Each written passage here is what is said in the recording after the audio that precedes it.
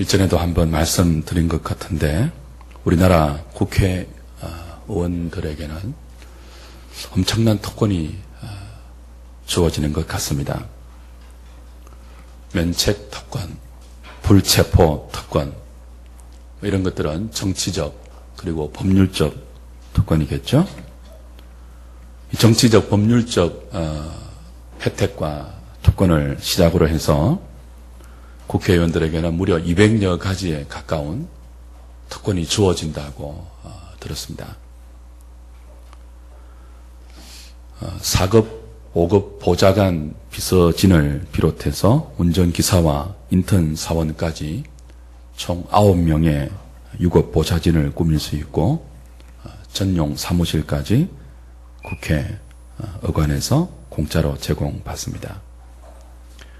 1억 2천만 원, 1억 3천만 원에 가까운 연봉에 월 670만 원의 활동 지원비가 제공되고 KTX가 공짜로 탈 수 있고요. 선박, 비행기는 비즈니스석으로 언제든지 무료로 이용할 수 있다고 합니다. 국회의관에 전용실이 따로 있고 이용실, 목욕탕, 헬스, 양의원, 한의원까지 언제든지 무료로 사용할 수 있는 권한이 주어지죠. 온갖 의전상의 혜택도 국회의원들에게 보장됩니다. 1년에 2차례씩은 국비로 해외 사찰 지원이 제공되고요. 단 하루만 국회의원 배지를 달아도 65세부터 평생 120만 원입니까? 130만 원입니까? 연금이 보장됩니다. 지금 제가 소개한 것이 10몇 가지도 안 되는데 기타 190가지 넘는 혜택이 있다고 해요. 그러니까 너나 나나 다 국회의원이 되려고 하고 또 의원 배지를 다는데 아낌없는 선거 비용을 지불하는 것 같습니다. 평생이 보장되니까요. 그런데 사랑하는 여러분, 그리스도인에게도 특권이 있는 것 아시죠? 12절에서 사도가 우리에게 밝힌 그리스도인들이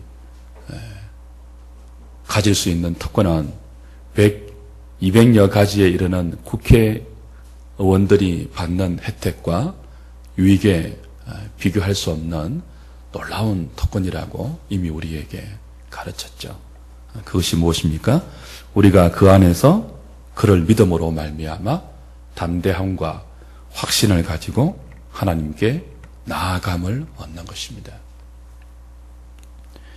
예수 그리스도를 믿는 믿음으로 말미암아 하나님 앞에 언제든지 자유롭게 확신을 가지고 당당하게 나아가 예배할 수 있고 기도할 수 있는 자유 출입권을 보장받은 것은 세상에서 인생이 누릴 수 있는 가장 큰 혜택이고 가장 큰 특권입니다.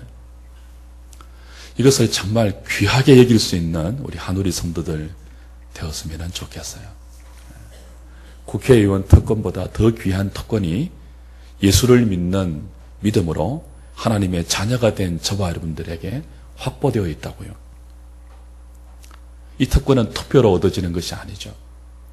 이 특권은 돈으로 살 수 있는 것도 아니고요.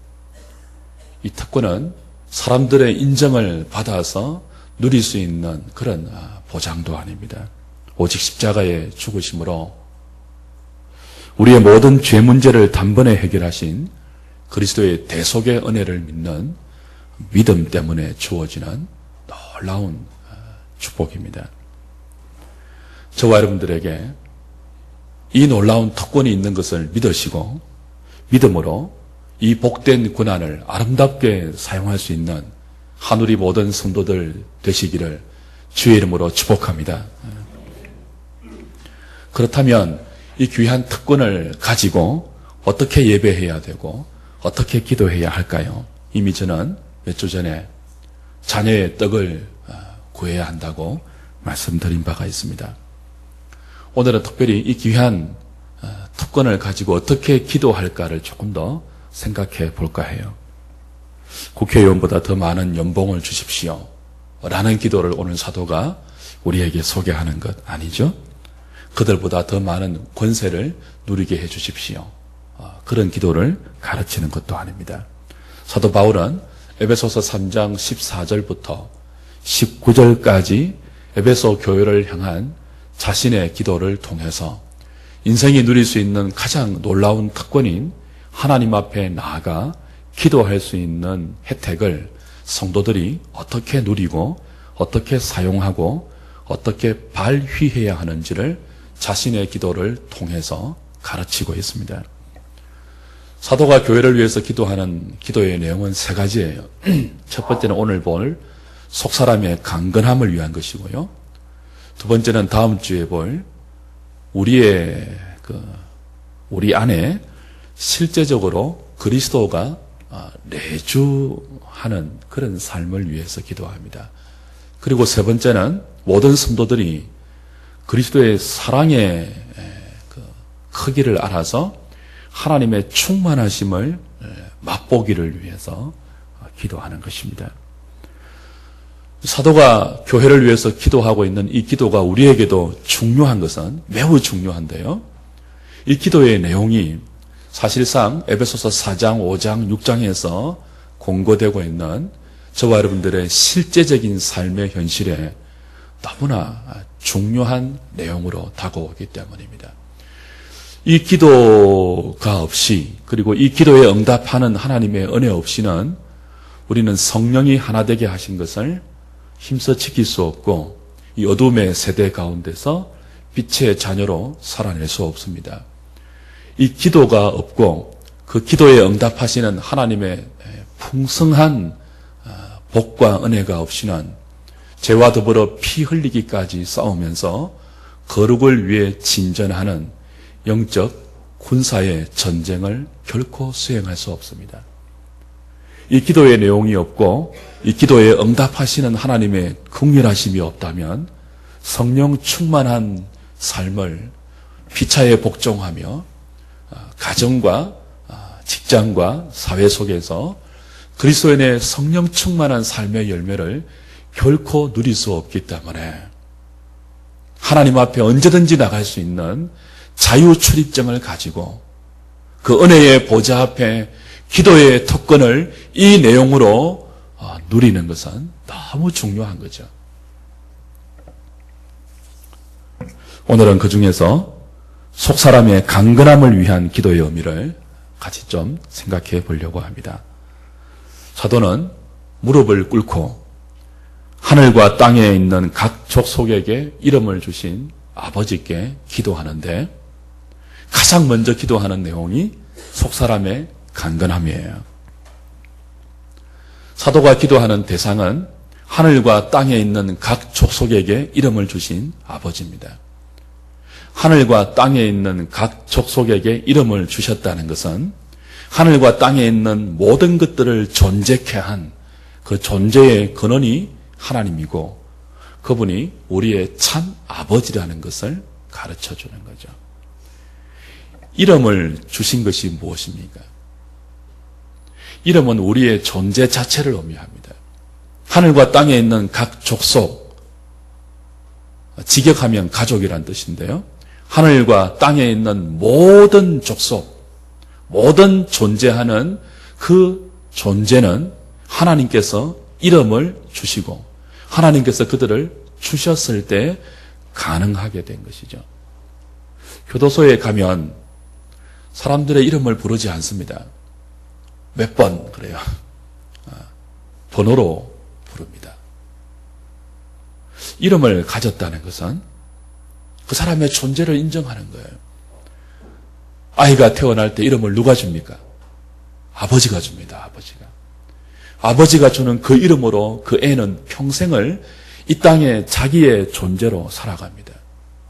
하늘과 땅에 있는 각 족속에게 이름을 주신 아버지, 모든 존재의 원천이고 모든 존재의 근원이며 모든 것들을 이 땅에 있게 한 그분, 곧 우리의 아버지, 나의 아버지, 그분께 우리는 언제든지 당당하게 확신을 가지고 믿음으로 기도할 수 있는 특권을 가졌는데 그 특권을 가지고 사도가 기도할 때 무릎을 꿇고 기도해요. 성경에 나오는 기도의 자세가 몇 가지 있는데 특별히 유대인들의 기도는 세 가지 정도로 특징이 있습니다. 보편적인 기도의 형태는 서서 기도하는 거예요. 유대인들은 어떻게 기도했다고요? 서서 기도했습니다. 서서. 두 번째는요, 엎드려서 기도했어요. 엎드려서 기도한다는 말은 죄를 자복할 때 주로 했던 기도의 형태이죠. 그리고 세 번째가 무엇입니까? 무릎을 꿇고 기도하는 것입니다. 우리 예수님도 십자가를 앞두고 겟세마네 동산에서 기도하실 때 어떻게 기도하셨죠? 무릎을 꿇고 기도하셨어요. 이것은 간절한 기도의 표현입니다. 간절한 기도, 마음을 쏟아놓는 기도. 그것이 어떤 기도라고요? 무릎을 꿇고 하나님께 기도하는 거예요. 지금 사도는 감옥에 있습니다. 감옥에서 무릎을 꿇고 자신의 마음을 다 쏟아내면서 하늘과 땅에 있는 각 족속에게 이름을 주신 아버지께 간절히 기도하고 있습니다. 이 사도의 간절한 기도의 내용이 무엇입니까? 자신의 석방을 위해서가 아닙니다. 에베소 교회를 위해서입니다.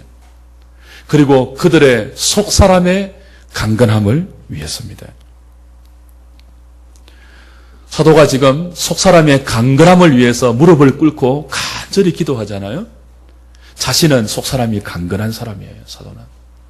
속사람이 강건하기 때문에 감옥 안에 있으면서도 감옥이라는 암울한 환경의 지배를 받지 않고 오히려 감옥 밖에서 자기를 걱정하는 에베소 교회의 연약한 지체들을 위로하고 그들을 낙심하지 말라고, 너희를 위한 나의 환난은 영광이다라고 말할 수 있는 속사람이 강한 사람이 사도입니다.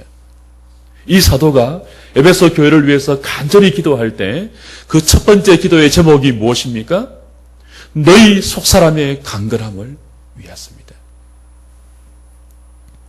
속사람이라는 단어는 신약 성경에 3번밖에 나오지 않아요.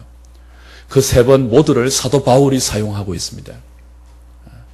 고린도 후서 4장 16절에서 여러분이 잘 아시는 우리의 그 사람은 날로 후패하지만 우리의 속사람은 뭐하다고요? 날로 새롭다고 할 때 바로 그 속사람이에요. 속사람이 무엇이겠습니까? 그 사람의 반대이죠. 그 사람이 무엇이겠습니까? 속사람의 반대라고 하면 다시 원형으로 돌아가니까 그때는 속사람의 뜻을 사도가 사용했던 나머지 두 구절을 유추해서 해석해야 하겠죠.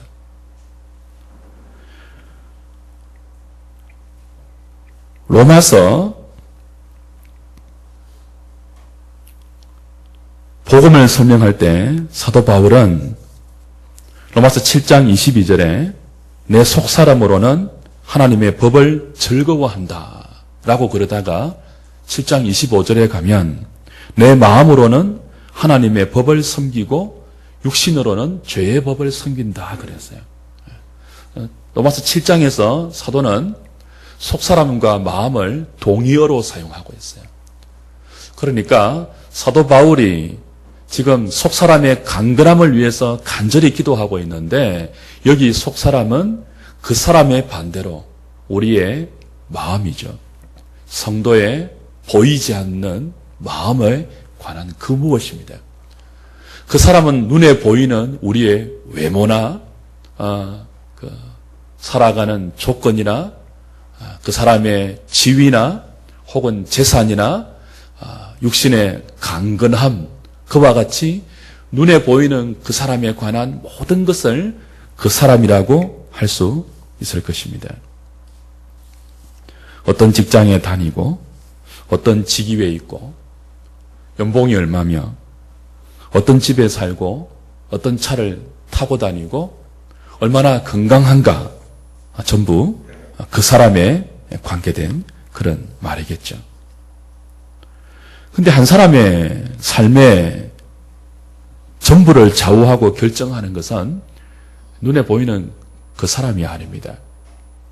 얼마나 많이 벌고 얼마나 많이 배웠고 어떤 집에 살고 어떤 것을 먹고 어떤 차를 타고 육신이 얼마나 건강하냐, 건강검진 받으면 다 양호, 그렇게 나오는가에 따라서 그 사람의 인생 전체가 사실 결정적으로 좌우되는 것 아니에요. 분명히 중요한 요소이지만, 그 사람도 매우 중요한 요소이지만, 그 사람이 중요함에도 불구하고 한 사람의 인생을 결정짓는 핵심적인 요소는 보이지 않는 속사람입니다.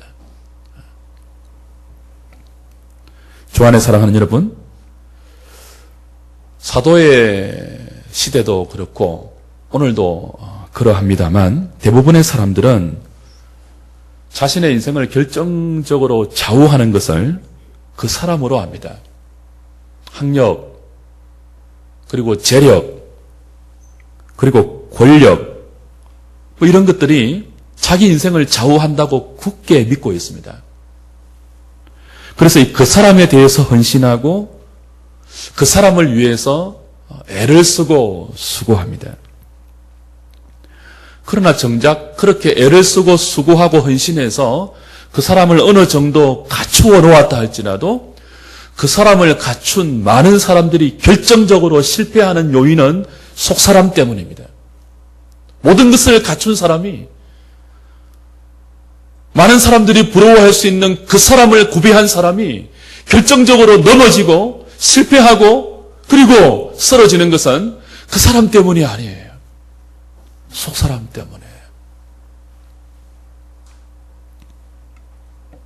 그래서 성경은 무릇 지킬 만한 것보다 너희 마음을 지키라 그랬습니다. 생명의 근원이 이에서부터 나오기 때문이다라고 했죠. 믿지 않는 사람들도 마음 먹기에 달려있다라고 하지 않습니까? 마음의 중요성이에요.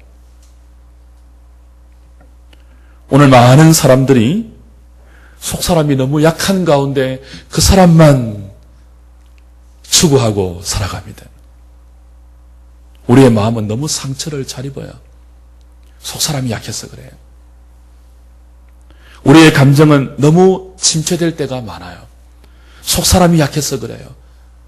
그 사람이 후패해서가 아니에요. 우리의 생각은 죄 짓는데 너무 빨라요. 속사람이 약해서 그래요.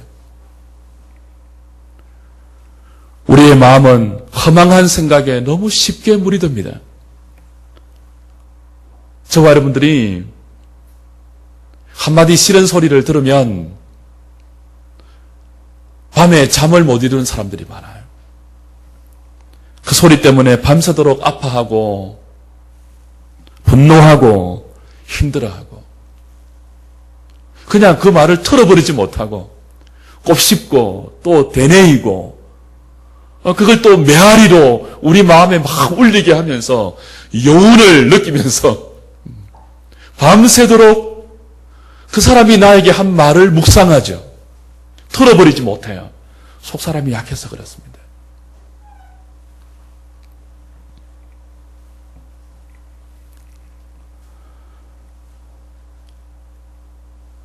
무엇인가 욕심이 우리 마음에 들어오면 그 욕심에 금방 마음이 함몰되어서 자신의 마음속에 다른 것이 들어올 틈이 생기지 않는 것, 그것도 속사람이 약해서 그래요. 속사람이 약하면, 성도인데도 속사람이 약하면, 우리 마음의 정신이 약하면, 우리 인생을 결정적으로 좌우하는 보이지 않는 속에 있는 이 어떤 중요한 요소가 흔들리면 성령 충만하게 살 수가 없습니다. 속사람이 약한 그 상태로는 영적 싸움을 수행할 수가 없어요. 죄와 더불어 피 흘릴 수가 없어요. 속사람이 약하기 때문에 싸우기 이전에 포기한다고요. 피 흘리기 전에 물러간다고요.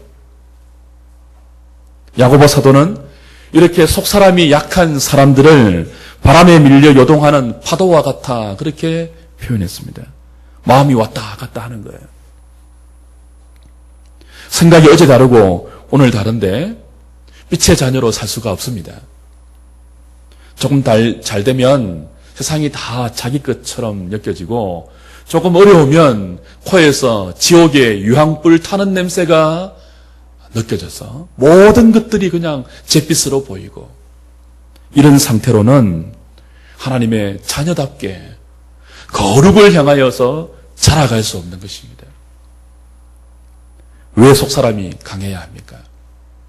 그리스도 안에서 만세전에 우리를 택하시고 때가 되어 복음으로 부르시고 믿음을 주셔서 하나님의 자녀 삼으신 가장 중요한 이유는 우리를 그 앞에서 사랑 안에 거룩하고 흠이 없게 만들기 위해서예요. 예수를 믿는 사람들은 우리의 남은 생애를 거룩을 위해서 헌신해야 합니다. 거룩을 위해서 자라가야 돼요. 하나님의 사람으로 온전하게 자라가야 돼요. 이 자라가는 일은 속사람의 강건함이 없으면 불가능합니다. 그래서 사도는 무릎을 꿇고 감옥 안에 있으면서도 간절하게 기도를 하늘과 땅에 있는 각 족속에게 이름을 주신 아버지에게 진액을 쏟듯이 쏟아붓고 있는데, 하나님 아버지, 저 에베소 교회에 속사람이 약한 성도들을 붙들어 주시고 그들의 속사람을 강하게 해 주십시오. 영광의 풍성함을 따라서 성령으로 말미암아 그들의 속사람을 능력으로 강건하게 해달라고 간절히 기도하고 있는 것입니다.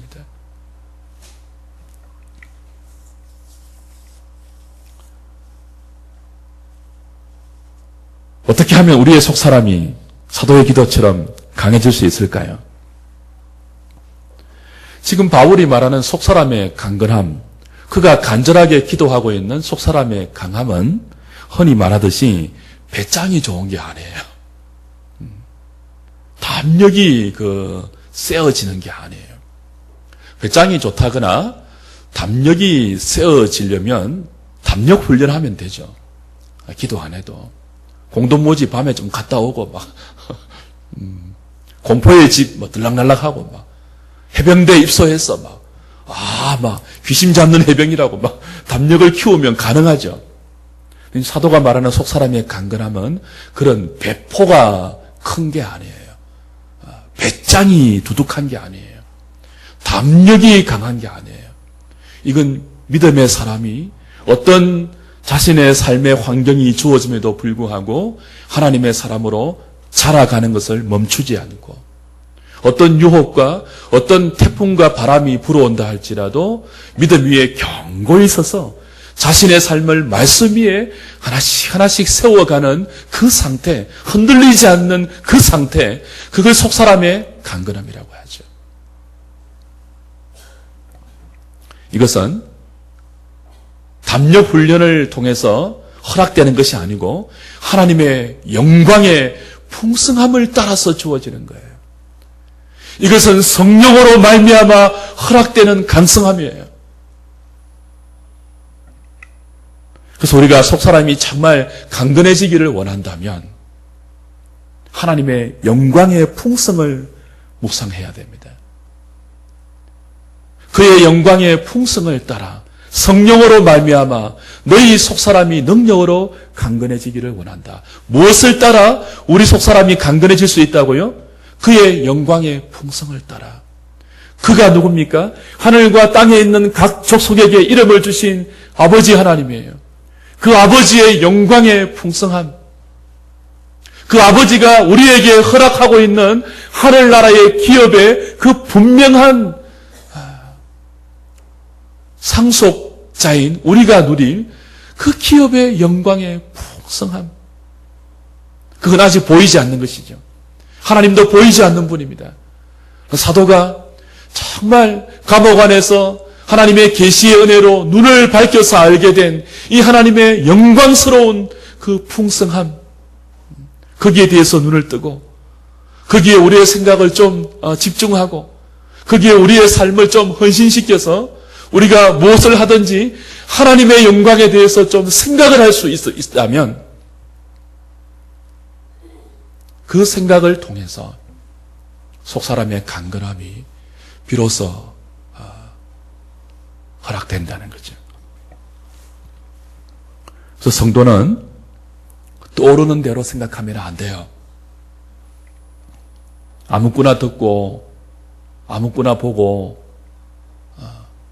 그래서 그 보고 듣는 것이 우리의 생각을 막 자극하는 대로 돈 들지 않는다고 아무거나 생각하면 안 돼요. 영광의 풍성함을 생각하셔야 돼요. 그래야 속사람이 지켜지고 나아가 속사람이 강건해져요. 이 책 보고 저 책 보고 이 말 듣고 저 말 듣고 그리고는 그 책이 시키는 대로 그 말이 생각하게 하는 대로 아무거나 생각하면 속사람은 무너집니다. 무엇을 생각하느냐에 따라서 사람이 달라지지 않습니까? 우리의 속사람이요, 허망한 것을 생각하면 허망한 사람이 됩니다. 그 사람이 아무리 뛰어나도 그 사람의 속사람이 허망한 것에 사로잡혀 있으면 허망한 사람이라고요. 그 사람이 아무리 거룩해 보여도 속사람이 엄란한 생각에 물들어 있으면 엄란한 사람이에요. 그 사람이 아무리 고귀해 보여도 더러운 마음이 가득하면 더러운 사람이에요. 옷과 외모로 속일 수 없는 것은 속사람이 무엇을 담았냐입니다. 존귀하고 아름다운 하나님의 사람들은 아무 생각이나 하지 않습니다. 마음의 대문에 열쇠를 걸어 잠그십시오. 사람이기 때문에 이 생각 저 생각 다 드는 것은 자연스럽습니다. 부패한 죄인이기 때문에 더럽고 악하고 초한 생각들이 시도 때도 없이 우리의 마음 안으로 쑥 들어오는 것이 자연스러워요. 그러나 그것이 자연스럽다고 다 허용해서는 안 됩니다. 마음의 대문에 열쇠를 걸어 잠그십시오. 여러분 마음에 바리게이트를 치십시오. 그래서 더러운 생각이 쑥 밀려올 때, 초한 생각이 쑥 밀려올 때, 그리고 악한 생각이 훅 밀려올 때 바리게이트를 치십시오. 구원파가 검수원에서 경찰의 진입을 막기 위해서 바리게이트 친 것과는 비교가 안 될 정도로 존귀하고 거룩한 하나님의 사람들은 자기의 속사람을 지키고 자기의 속사람을 강하게 연단하기 위해서 생각의 대문에 열쇠를 걸고 바리게이트를 쳐야 돼요. 걸러내야 돼요. 걸러내야 돼요. 소중한 것만 받아들이고 아름다운 것만 수납하고 나쁜 생각이 들어올 때는 고개를 흔들면서 이건 안 돼. 즉시 거부하고 귀한 생각으로 바꾸어가는 훈련들을 우리는 이 기도를 하면서 해야 합니다. 그것이 언제 가능합니까? 하나님의 영광의 풍성함을 생각할 때 가능해요. 다른 거 생각하면서 생각의 바리게이트를 자기가 조절할 수 없습니다. 하나님의 영광의 풍성함을 생각하면서 거기서 우리가 마음의 대문의 열쇠를 그 영광의 풍성함으로 걸어 잠궈야 돼요. 그 영광의 풍성함에 비추어서 들어온 것은 걸러내야 되는 거죠.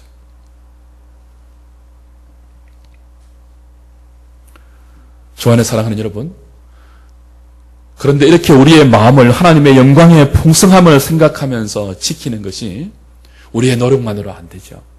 결심만으로 안 되죠. 그래서 사도는 성령의 능력을 소개합니다. 영광의 풍성함을 따라 그의 성령으로 말미암아 너희 속사람을 능력으로 강건하게 하시기를 내가 구한다. 무엇으로 말미암아라요? 그의 영광을 풍성함을 따라서이고 성령으로 말미암아입니다. 속사람의 강건함의 훈련은 성령으로 말미암아요. 단순히 이를 악물고 절제하고 검욕하는 그런 수도적인 훈련 정도가 아니고 성령으로 말미암아요. 성령으로 말미암아. 마인드 컨트롤로 우리의 마음이 조절되지 않습니다. 우리의 죄성은 우리의 의지에 따라서 마인드 컨트롤에 따라서 조절될 정도로 그렇게 약하거나 만만하지 않습니다. 오죽했으면 사도 바울이 로마 7장에서 뭐예요? 내 마음에는 두 가지의 법이 있다고 말했겠습니까? 절대로 만만하지 않습니다. 그래서 성령으로 말미암아 우리의 속사람이 그 성령의 능력으로 강해질 수 있는 거예요. 그걸 구하는 거죠, 기도로. 오 하나님,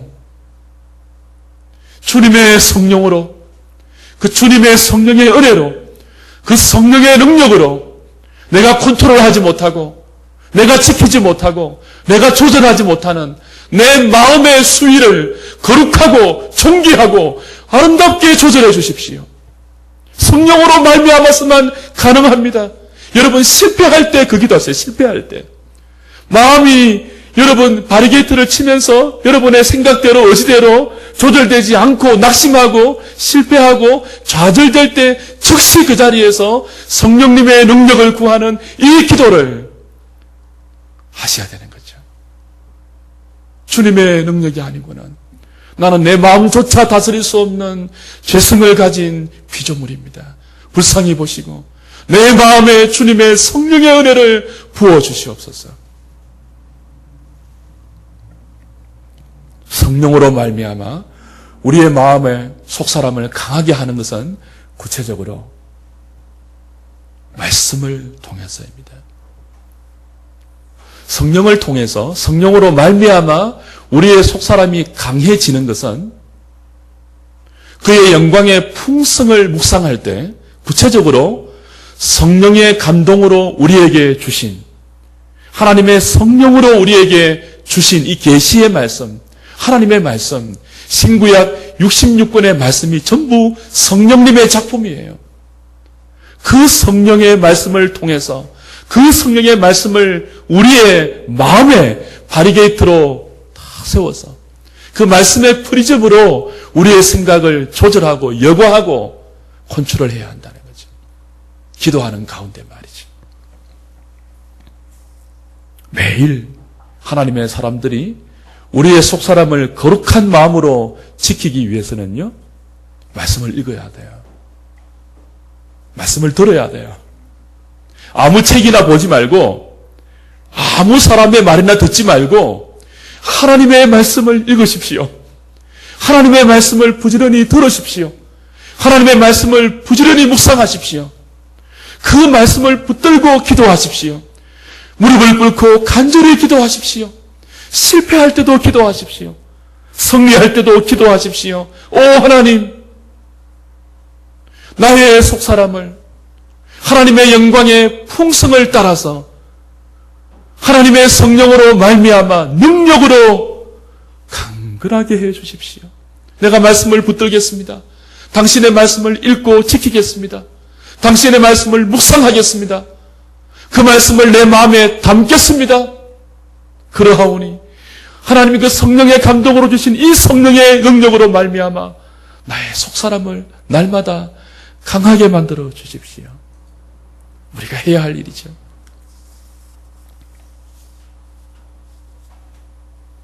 말씀해 줄까요? 다음 주에는 속사람의 강건함을 위해서 우리의 마음에 그리스도가 계시게 하라는 말씀의 의미를 생각할 것입니다. 이건 다 세 가지 기도가 다 연결되어 있는 거예요. 속사람의 강건함을 위해서는 그리스도가 우리의 마음에 계셔야 합니다. 실제적으로 계셔야 해요. 그게 말씀에 순종하는 그리스도인의 실제적인 내주의 삶이죠. 그리고 하나님께서 우리를 그리스도를 통해 사랑하신 사랑의 그 깊이와 넓이와 높이와 길이가 어떠함을 깨달아 알아서 하나님의 모든 충만하심을 맛볼 때 우리의 속사람은 많은 그 사람의 다양한 변화에도 불구하고 유지하고 날마다 강건해질 수 있겠죠. 이번 주 한 주간은 오늘 말씀에서 확인한 것처럼 여러분의 속사람의 강건함을 위해서 여러분의 속사람의 깨끗한 유지를 위해서 생각에 바리게이트를 치시겠다고 결심하십시오. 한 주간 내내 부지런히 말씀으로 하나님의 영광의 풍성함을 묵상하시겠다고 다짐하십시오.